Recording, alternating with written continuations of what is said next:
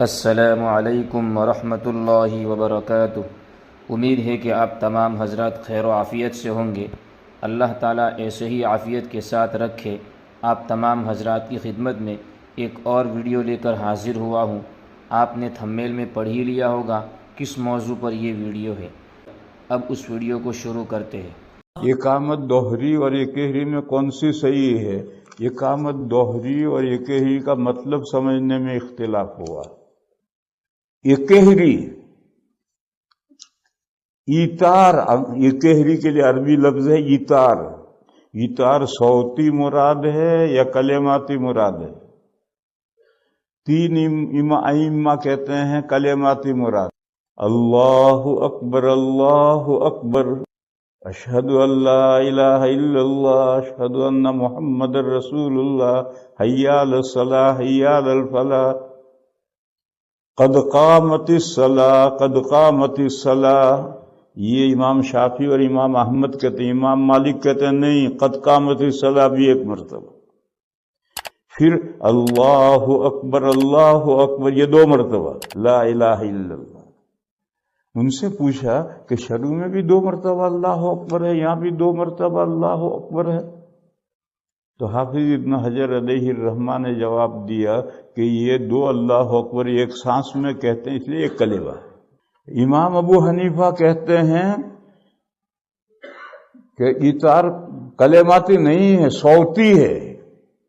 سیمینر کلمات ایک سانس میں کہو اور سانس توڑو، کہو اللہ اکبر اللہ اکبر اللہ اکبر اللہ اکبر، رکو، اشہد ان لا الہ الا اللہ اشہد ان لا الہ الا اللہ، اب رکو، اشہد ان محمد رسول اللہ اشہد ان محمد رسول اللہ، رکو، حی علی الصلاۃ حی علی الصلاۃ، رکو، حی علی الفلاح حی علی الفلاح، رکو، پھر کہو قد قامت الصلاۃ، رکو، قد قامت الصلاۃ، یہ دو الگ الگ سانسوں میں کہنا ہے۔ اللہ اکبر، پھر رکو، لا الہ الا اللہ، یہ تکبیر کہنے کا طریقہ ہے۔ ایک حدیث ہے، حضرت ابن عمر کہتے ہیں جب مسجد نبوی میں تکبیر شروع ہوتی تھی تو میں بقی کے پاس جانوروں کے مارکیٹ میں ہوتا تھا، تکبیر شروع ہوتے ہی میں چلتا تھا، تو تکبیر ختم ہونے سے پہلے میں صف میں آ کر کھڑا ہو جاتا تھا۔ حضور کی مسجد کون سی تھی؟ آج بھی موجود ہے، بقی وہاں سے 500 میٹر ہے۔ 500 میٹر سے ایک آدمی چلتا تھا اور تکبیر شروع ہونے کے بعد چلتا تھا، اور تکبیر ختم ہونے سے پہلے صف میں آ کر کھڑا ہو جاتا تھا۔ اور اب ہمارے یہاں تکبیر کہنے کا طریقہ ہے کہ وہاں دروازے پر آدمی ہے تو وہاں سے تکبیر ختم ہونے سے پہلے صف میں آ کر نہیں کھڑا ہو سکتا۔ ہمارے یہاں تکبیر کہنے کا طریقہ ہی غلط ہو گیا۔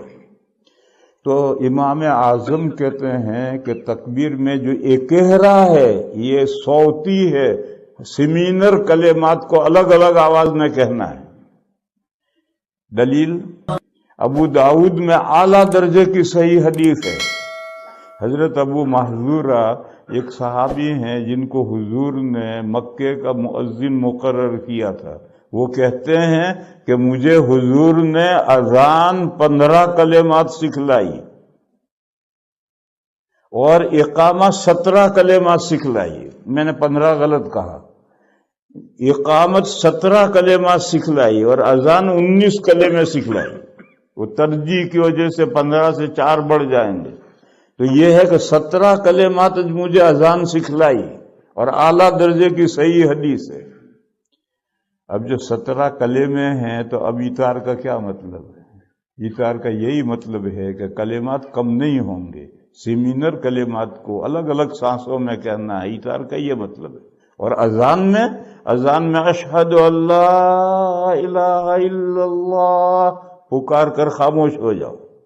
سانس جب ٹھیک ہو جائے تب دوسرا کہو اشہد ان لا الہ الا اللہ، یہ دوہرے کا مطلب ہے۔